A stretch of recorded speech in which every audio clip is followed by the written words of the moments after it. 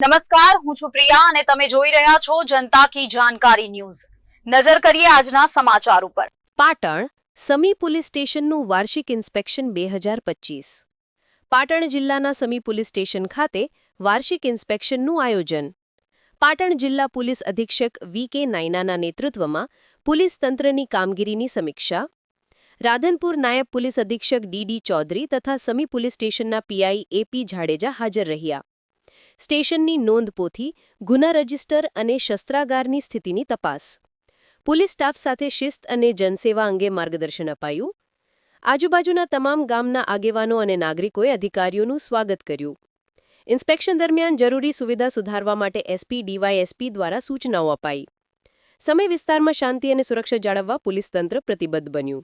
Report Anil Ramanuj, Radhanpur, Patan.